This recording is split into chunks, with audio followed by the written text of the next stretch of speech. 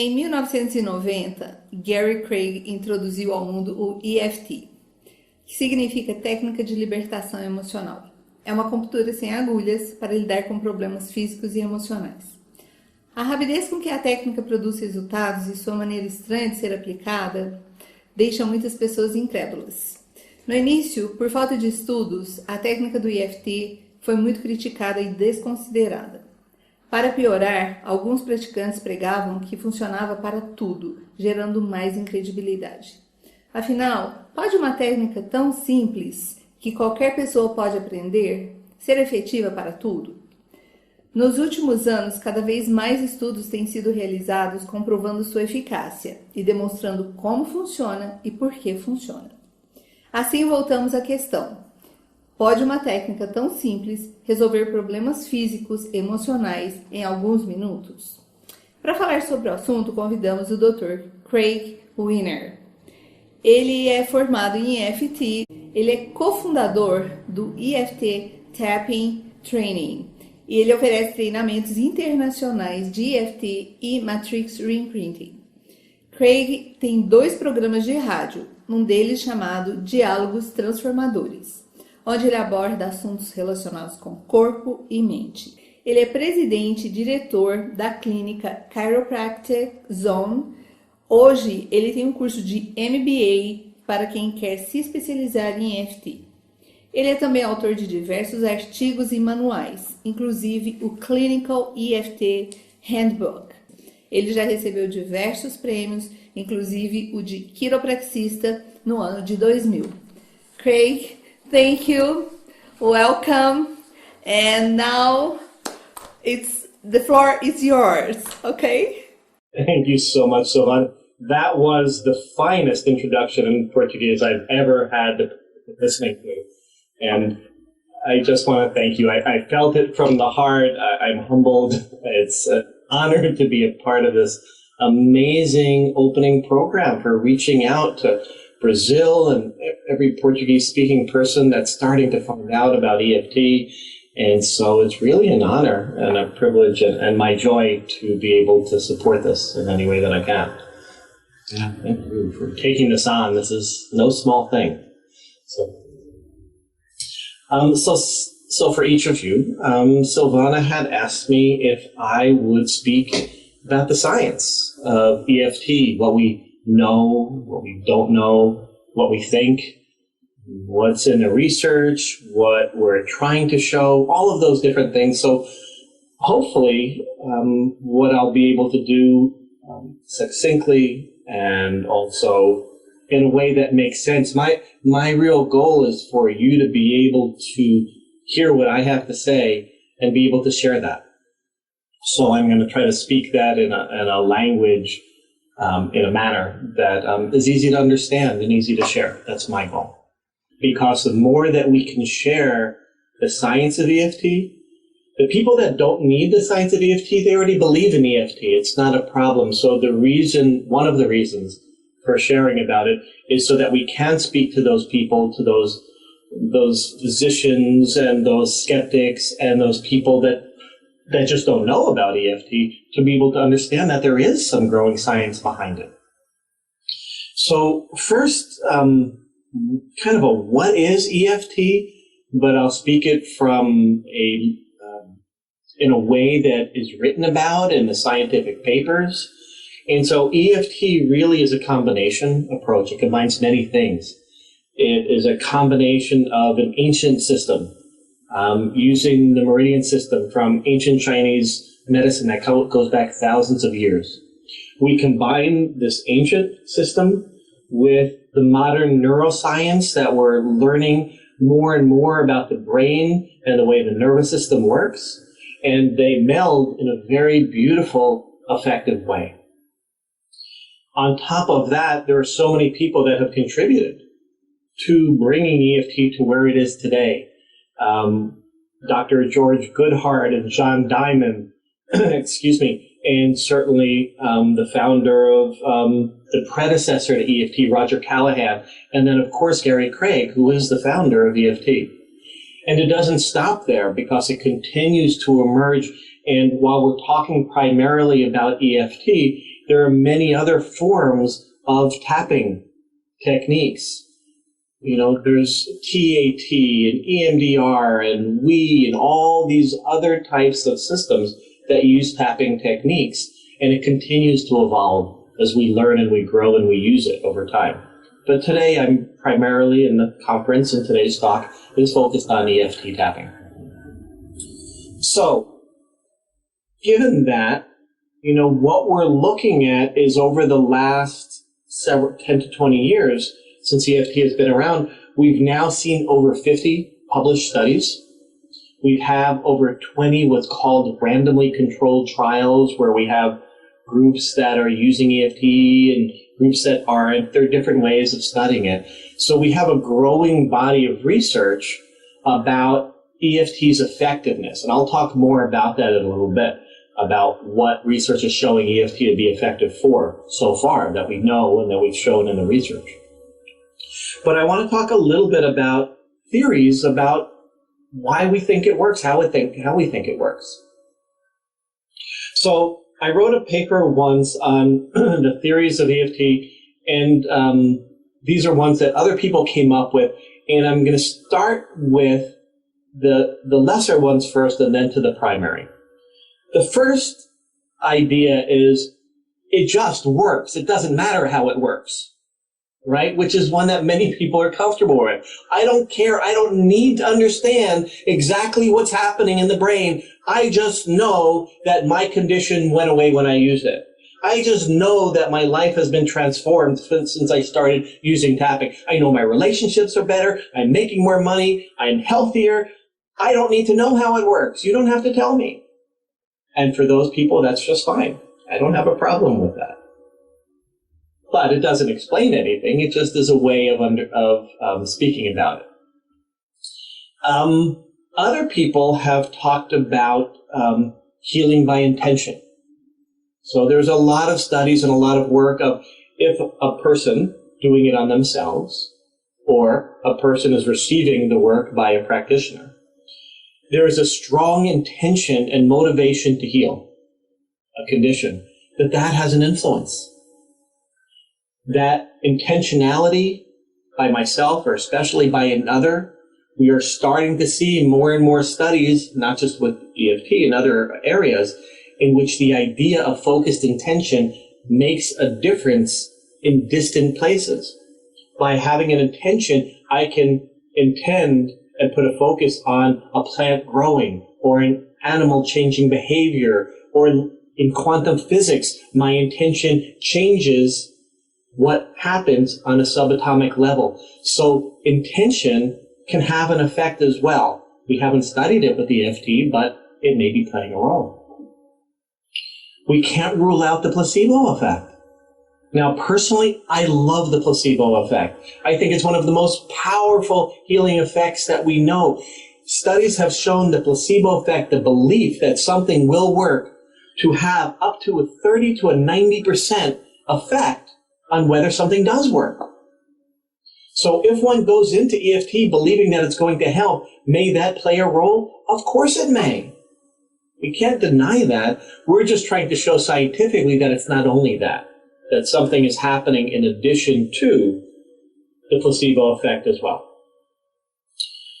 We understand that in EFT, we have what's called cognitive restructuring, or another way to look at it is what I call the ahas, right? So we're tapping and it's like, oh my God, I never even thought that had to do with that. I didn't even think, oh my God, how could I not have known that?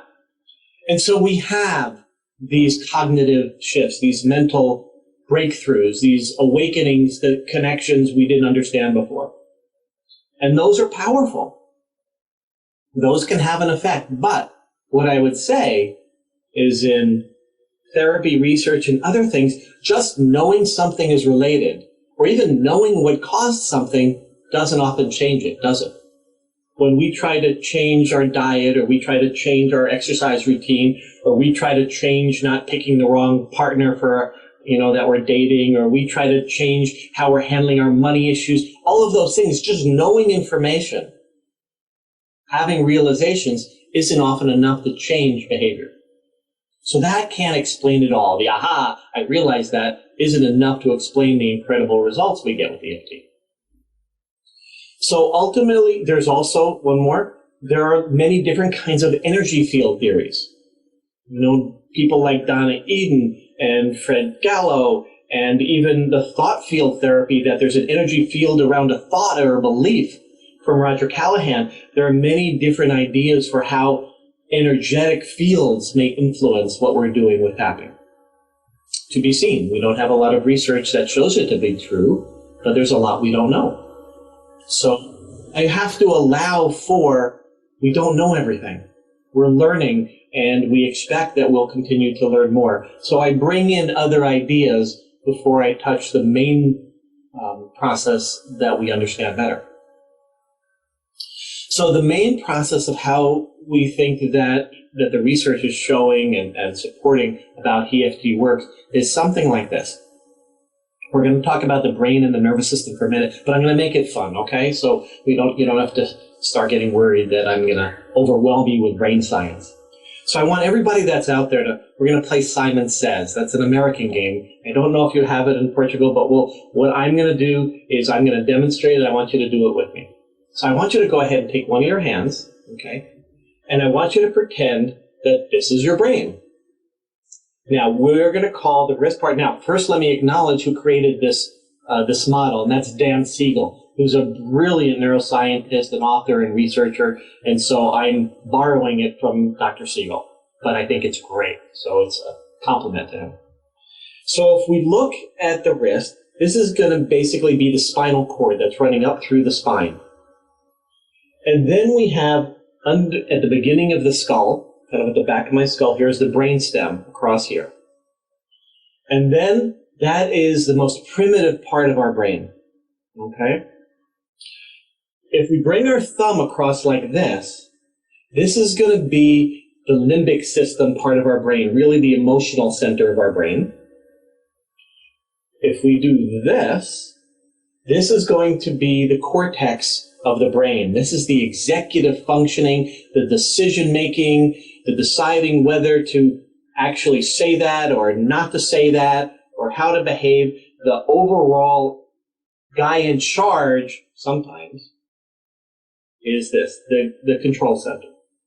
And the little part where the nails is a part behind the forehead called the prefrontal cortex. Now, this is a basic model of the brain. As Dan would love to say, sometimes what happens in life is that we blow our top. Okay? Sometimes what happens is we get emotional and we lose it, right? We get angry, we lose our groundedness and our bearing.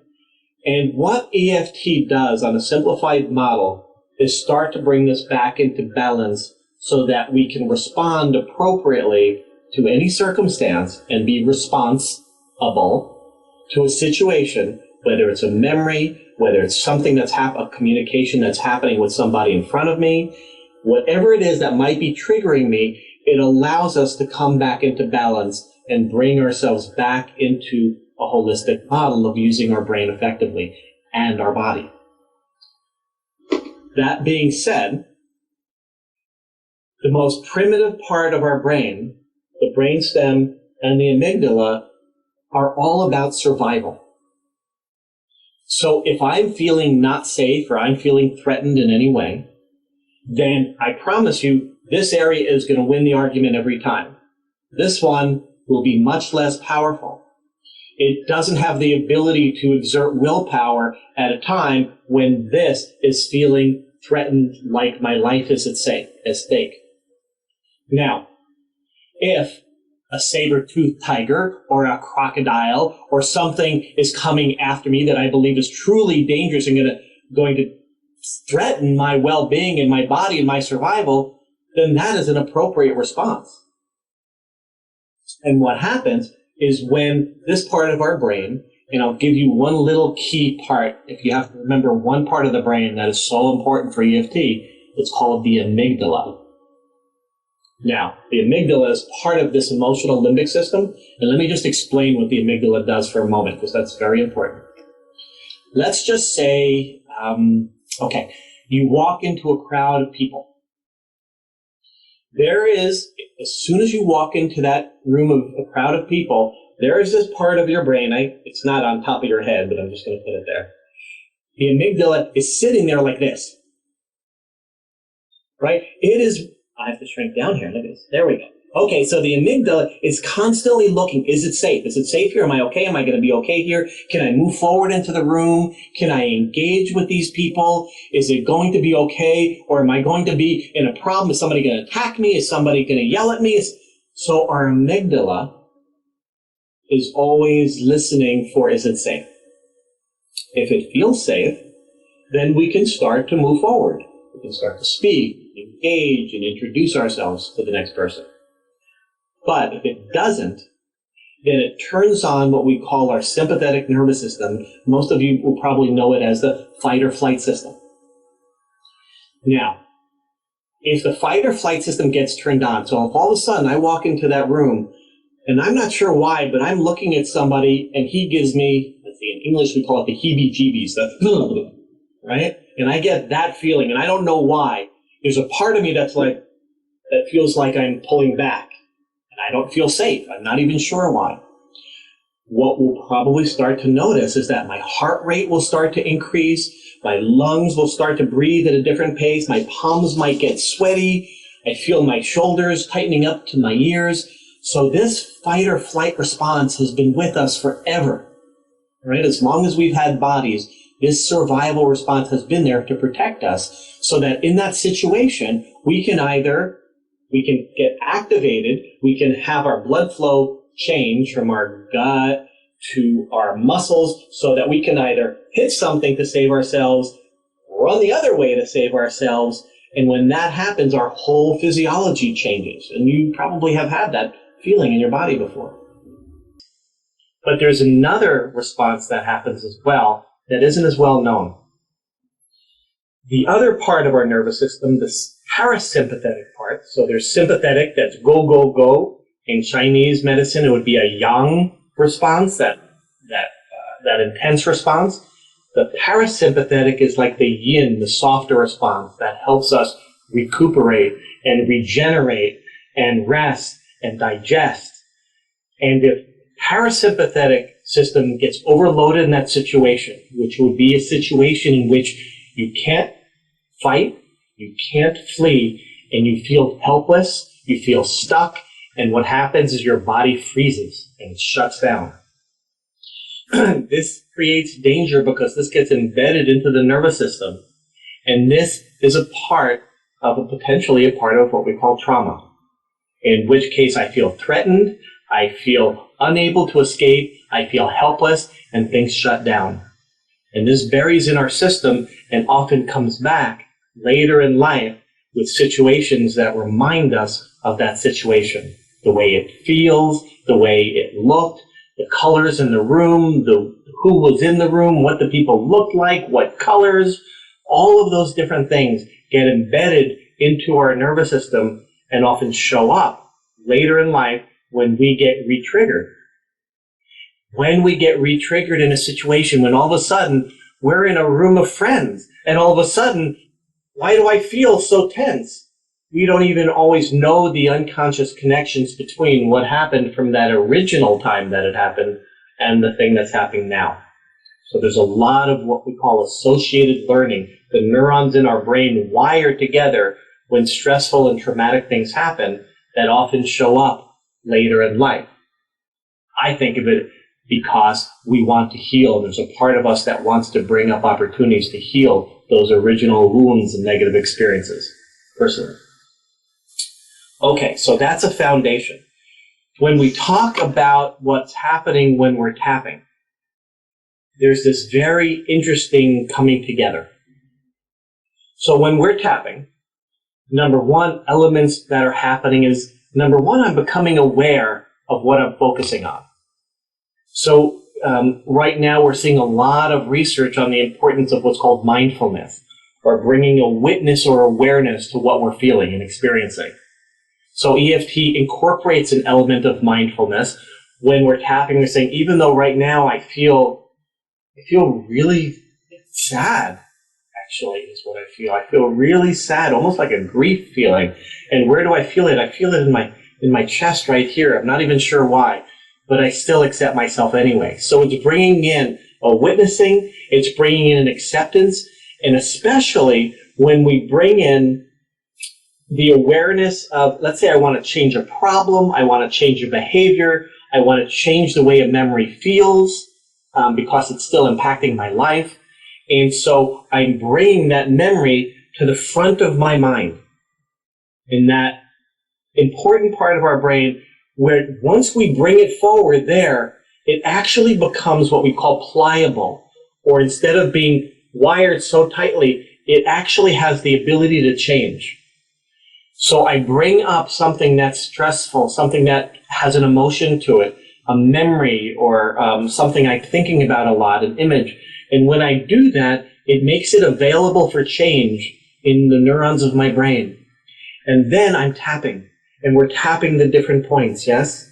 And that tapping of points, which on one hand is reducing the stress hormones, the cortisol, it's also putting in this healthy input, this nurturing input. And while this painful thing is available, it's no longer attached to a body response that's a stress response in the body. That heart beating, the lungs fast, that holding the breath, the churning, all of those things. Now all of a sudden it's getting a new partner. And now we're having a new connection that happens that says, when I think about that thing, I don't feel so upset by it anymore. It doesn't bother me like it used to. It feels, I don't know, like it doesn't feel like much. And from there, we then take it, what often happens is new ways of seeing things. Not just the things in the past, but now when I'm in those similar situations, I don't get triggered. I don't get activated. I don't get defensive in the ways that I used to. And this is very different than when we were talking about before. Oh, I know why I behave that way. It's because when I was a kid, I had that bully beat me up. And so now anytime that I'm with somebody that's taller than me, I feel a certain way. Knowing that isn't enough to change it. We have to rewire the brain. And that's what we believe is happening with EFT, is it's deactivating, de-stressing the amygdala so our body doesn't have to go into that hyper-aroused response. That's what we think is happening, and that's what so far we're showing. And we know, for example, David Feinstein talks about that a lot, about the 10-year Harvard medical study that showed over 10 years that when we not tap, but when we activate certain acupuncture points, ones that we use, that they could actually decrease, they measured in MRI studies, a decrease in that amygdala arousal that causes that stress response in our bodies that we know. So this is what we think is happening. When we look to the research for, okay, well, if that's what's happening in EFT, what good is it? What do we use it for? I don't feel scared right now. I don't feel angry.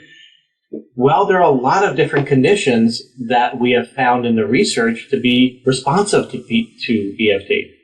So we look at a lot of research, for example, for post-traumatic stress disorder, which we're seeing just, at least here in the United States, so much these days from returning combat soldiers, phobias, specific anxieties, like public speaking anxiety, general anxiety, depression, weight gain, weight loss, food cravings, athletic performance, physical illnesses and pain.